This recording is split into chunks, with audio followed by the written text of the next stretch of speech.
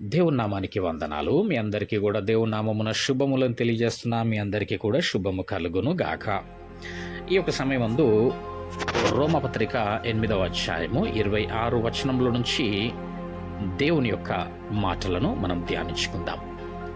అటువలే ఆత్మయు మన బలహీనతను చూచి సహాయము చేయుచున్నాడు. ఎలయనగా మనము యుక్తముగా ఎలాగు ప్రార్థన చేయవలెనో మనకు తెలియదు గాని ఉచ్చరింప శక్యము కాని మూలుగుల చేత ఆ ఆత్మ తానే మన పక్షముగా విజ్ఞాపనము చేయుచున్నాడు.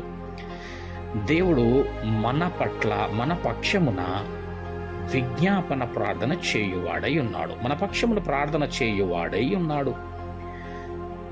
అట్లాగా పరిశుద్ధాత్మ దేవుడు నీకు అంత నిశ్చయముగా ఇచ్చి నిన్ను బలపరచి నీ హృదయ అంతరంగమును ఎరిగినవాడై నిన్ను నడిపిస్తాడు. అందుకే మత్తయి సువార్త 6వ అధ్యాయం 8వ వచనంలో చెప్పబడతా ఉంది, మీరు మీ తండ్రిని అడగక మునుపే మీకు అక్కరగా నున్నవేవో ఆయనకు తెలియును.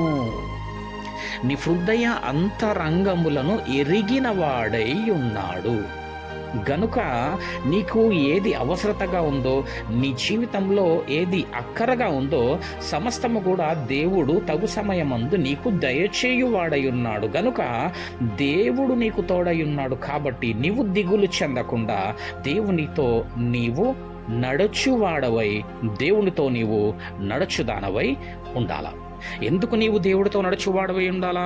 ఎందుకు నువ్వు దేవుని మార్గంని ఎన్నుకునేటటువంటి వాడవై ఉండాలా? దేవుని నీవు ఆధారం చేసుకునేటటువంటి వాడవై ఉండాలా అనేసి అంటే, నీవు దేవుని చేత ఏర్పాటు చేయబడ్డటువంటి కుమారుడవు, కుమార్తెవు.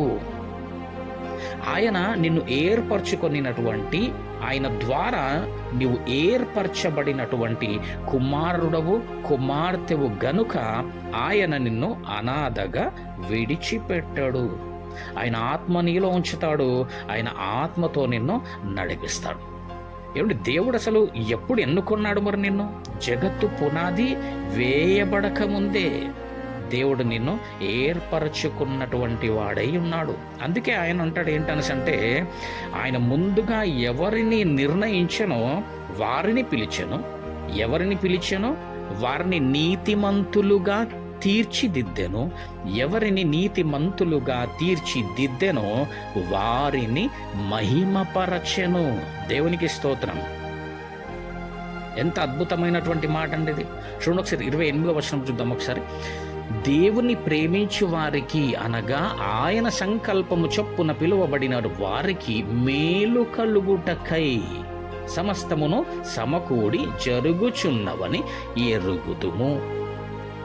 సమస్తమును సమకూడి అంటే నిన్ను ఎన్నుకొనడం, నిన్ను పిలవడం, నీతిమంతులుగా తీర్చడము, నిన్ను మహిమపరచడం. ఇందులో చాలా టైం గ్యాప్ ఉంటుంది. అనేకమైనటువంటి అడ్డులు, ఆటంకములు, పాపములు, దోషములు, శ్రమలు, ఇబ్బందులుంటాయి. కానీ వీటన్నిటినీ కలిసి ఉన్నప్పుడు సమకూడి ఎలాగ జరిపిస్తాడు అనేసి అంటే, నిన్ను ఎన్నుకొని, నిన్ను నిర్ణయించుకొని, సమయానికి నిన్ను పిలిచి, అనేక శోధనల మధ్య నిన్ను నీతిమంతుడిగా మార్చి నిలువబెట్టి ఆయన నిన్ను తన సేవలో వాడుకొని నిన్ను మహిమపరిచేటటువంటి వాడై ఉన్నాడు.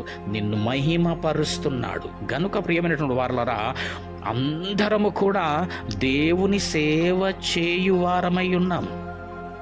ప్రతి ఒక్కరము కూడా దేవుని సేవ చేయడానికే, దేవుని మహిమపరచడానికే ఈ లోకంలోనికి మనము వచ్చిన వారమై ఉన్నాం. నీవు దేవుని వాక్యమును ప్రకటిస్తూ సేవ చేస్తావా?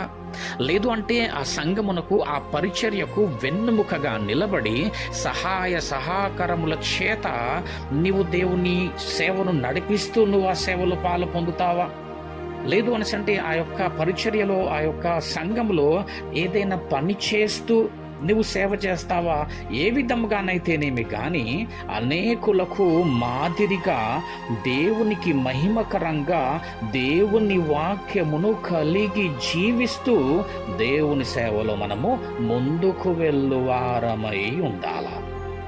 నువ్వు పాటలు పాడుతావో, లేదు అనేసి అంటే నువ్వు వాక్యమును చదివేటటువంటి వాడవై ఉంటావో సంఘములో, లేకపోతే సంఘములో ఒక పని చేసేటటువంటి వాడవై దానవై ఉంటావో, ఆ సంఘ పరిచర్యకు నువ్వు తోడుగా ఉండి నీ బలమును, నీ బలగమును, నీ సమస్తమును వెచ్చిస్తూ నువ్వు ఆ సేవలో ముందుకు వెళ్తావో గాని ఏ విధంగానైతేనేమి నువ్వు అనేకులకు మాదిరిగా దేవుని వాక్యమును నీ జీవితంలో కలిగి దేవుడికి మహిమకరంగా నువ్వు ముందుకు వెళుతూ ఆయన సేవ చేయువారమై ఉండాల. దేవునికి స్తోత్రం. చూద్దాం ఒకసారి యెషయా గ్రంథము 43వ అధ్యాయము 7వ వచనంలో గమనించినట్టయితే, నా మహిమ నిమిత్తము నేను సృజించిన వారిని.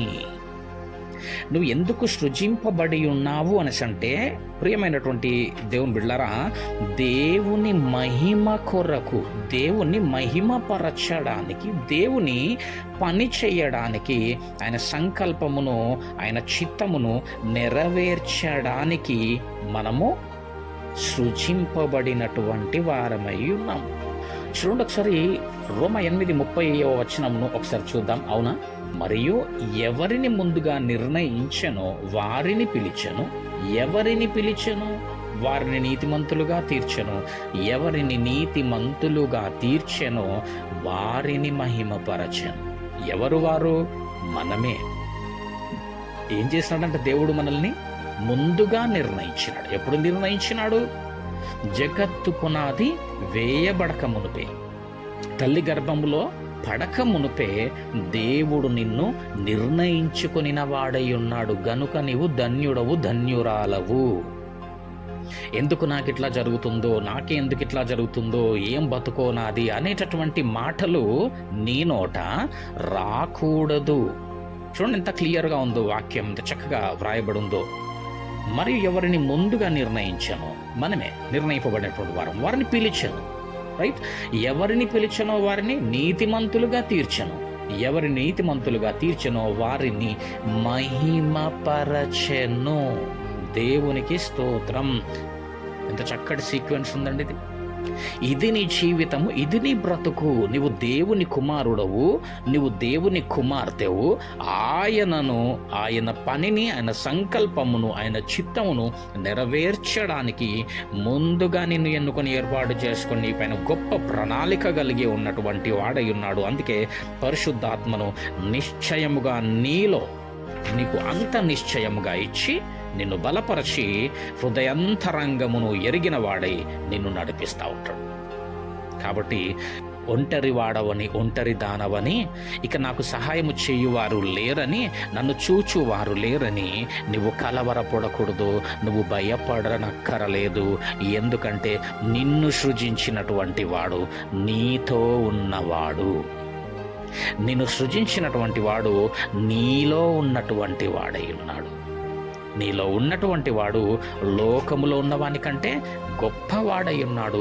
లోకమును సహితము జయించేటటువంటి సామర్థ్యత నీకు అనుగ్రహింపబడి ఉన్నది. గనుక నీవు ధన్యుడవు, నీవు ధన్యురాలవు. దేవుడిట్టి కృప మనందరికీ కూడా దయచేసి ఇంకా తన సేవలు బలంగా వాడుకొని ముందుకు నడిపించును గాక. ఆమెన్.